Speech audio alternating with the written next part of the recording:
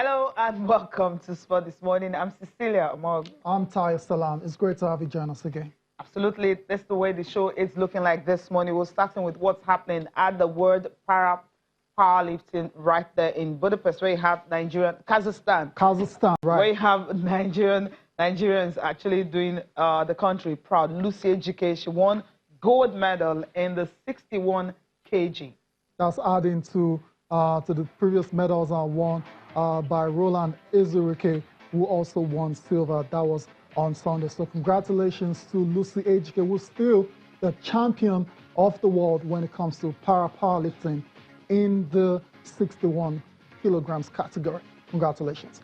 Also on the show, we'll start build up to tomorrow's matchup between Nigeria and Tunisia. That's the battle of the Eagles. Super Eagles and the Carthage Eagles will face off in that third place match, and we will start our build up later today. Absolutely, and also on the program talking about this one, Nigerian Women's Premier League have been postponed. According to the league board, they said the reason is because some clubs are yet to register for the new season, including the defending champions. So it's been postponed by just 1 week. What a false start. Yeah, it's too early for this, right? Yeah, yeah, but it is what it is. It's been postponed because the organizers feel that some of these teams are not ready. Some of these teams are actually not registered, and they want to give them that extra bit of time to do what they're supposed to do. And then, well, if they don't, I imagine they might just kiss goodbye to the league. Absolutely. Anyways, we'll come back to this one later. We'll get to review those things that are yet to register for the 2019 NPFL season. But we're starting from Kazakhstan. Cecilia, powerlifting, one of Nigeria's surest medals anywhere in the world, whether it's the Olympics, whether it's the World Championship. When it comes to powerlifting, Nigeria's always got a good chance of winning. So it doesn't come as a surprise to me at all to see Lucy Ejike doing big things in Kazakhstan, representing Nigeria. She was a reigning world champion, and she's gone there to successfully defend our title as well, too, after lifting a clean slate of 125 kg and 132 kg to win the 61 kg category. So Lucy Ejike, awesome powerlifter, and she still has, for me, a lot of years ahead. I'm looking at the Olympics already in Tokyo next year. She's a sure medal, prospect for Nigeria, and congratulations to her. That's all I can say to that. Roland Ejike on Sunday, did Nigeria proud as well to winning silver, and Latifa Tijani as well, also won Nigeria a bronze medal. So in all, it's been a fantastic, campaign for Nigeria so far, and we're wishing them, all the best for the rest of the tournament. About 15 of them are competing at the championships and all that. And usually, whenever they go for championships like this, you expect more medals from these athletes. It's all part of, qualifiers for the Tokyo 2020 Paralympic Games and all. So whatever they're going to get here, usually, boosts their chances of getting a ticket there. But we know what these ladies and men, they've been able to do. Anytime they go for these championships and all, they're coming back with medals. Hopefully, they get more this time around. Look, that's it. That's it right there. That's the winning weight coming from Lucy Ejike. Fantastic. I mean, she's so powerful, and she's done it so seamlessly as well. So it didn't look like she broke a sweat to lift that particular. That's the fist pump there when she realized that she's the world champion again.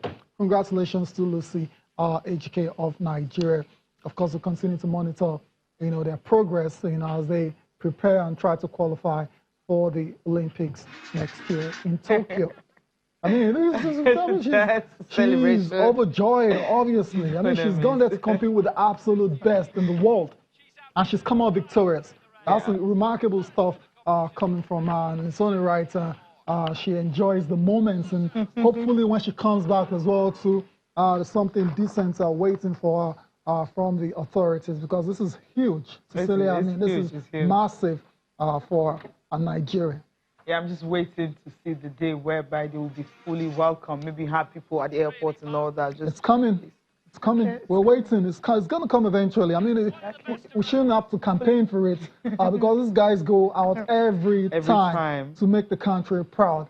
You know, whenever they're out there, the news you get is, you know, always cheering news compared to the other kind of news that we don't like to talk about. So they deserve every bit of support that they get. Right. Okay.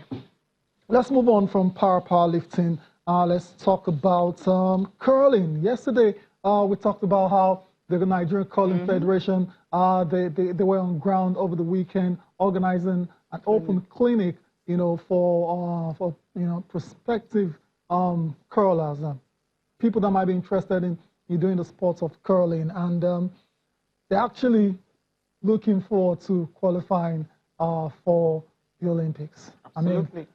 I don't want to say it's too early because you always have to aim high, and you know, there's nothing wrong with that at all. But the story is Nigeria is you know, trying to make history as the country's curlers will be involved in qualifiers for the 2022 Winter Olympic Games in Beijing, China. Director and board member of the Nigeria Curling Federation, Samuel Hayward, and technical director TJ Cole have been having their say on their targets.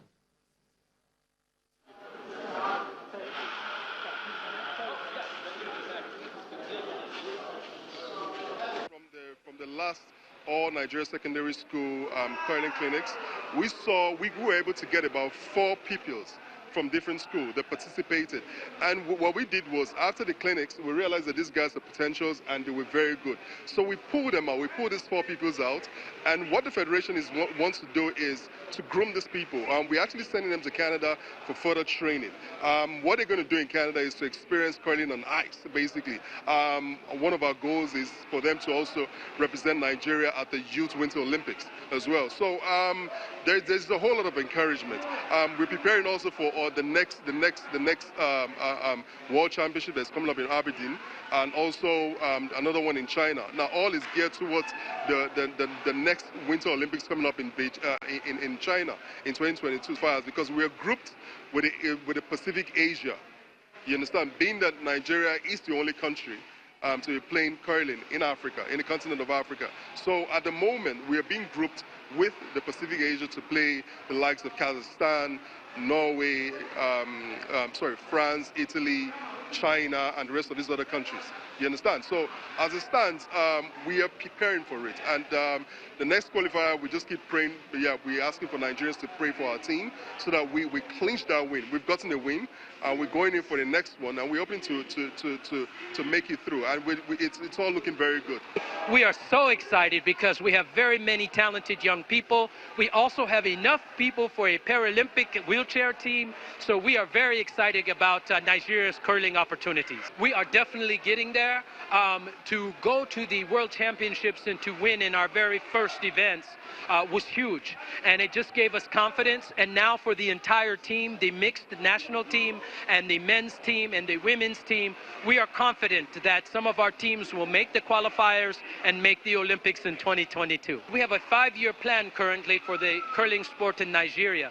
Our 5-year plan is to develop secondary programs and collegiate programs, university programs throughout the country. Our plan over 5 years is to have 100 teams a year compete locally in dry curling competitions, and then grow the sport so that in 5 years we have over 100 teams participating throughout the nation, and people will come to know the sport of dry curling. And then we are also trying to build an ice arena, and then we will have ice curling so that we can have nationwide competition. Oh, there you go there to Johnny Cole, who's the technical director of the Nigeria Curling Federation. Also doubles as a curler himself, to him alongside his wife, Susanna Cole, representing Nigeria at the last World Curling Championship. That was a mixed doubles. And they actually went on to win a game as well, too, which was, you know, history for the African continent. And I like what they're doing, Cecilia, and there's no ice. What they're doing, they've got the dry sheets, right? You have to improvise, and until they are able to build the ice rink and all that. So it's awesome. It'll be very interesting to see how many youth out there take interest in curling. Like we know it's not the most popular sport in Nigeria. Every kid out there wants to play soccer, football, basketball, perhaps table tennis. Maybe athletics, running. Athletics, exactly. So curling, it's very interesting to see how they do it, but they already have their plans in place and their strategy and how they want to grow the sport in the next 5 years. Absolutely. So I'll be monitoring, definitely. Yeah, we'll be monitoring because it's interesting to note that he himself and the wife actually started the sport 3 years ago. And of course, they went out to the world champs and all that. They won a game, which was a remarkable one for them. So for them to be able to learn it in 3 years, being able to go ahead at the biggest level, simply shows that they can actually impart that knowledge. And that's why they had that 2-day clinic, right there in Nigeria to actually introduce more people to the sport. And after that, it talked about hundreds of, athletes and all that would be willing to actually take up the sport. And who knows, next Olympics, we might just be having, a team right there, not just the mixed doubles, but then, all aspect of it. I mean, that'll be the next step. They've been to the world champs. Yeah. Now the Olympics is another ball game entirely. Exactly. So that's the obvious target. I'm wishing all these guys, you can see guys on the wheelchair as well too. So there is curling for people on the wheelchair as well too. So it's fantastic, and that's why we love sports. It's all about the inclusivity when it comes to it, and giving everyone, regardless of your your status, your physical status, or your psychological status, the chance to compete and show what you can do. Absolutely. Equal opportunity. That's what it's all about. Correct. Let's leave curling now and go straight to where? Wrestling. Okay. Yeah, Budapest. That was the name I was eager to actually talk about earlier.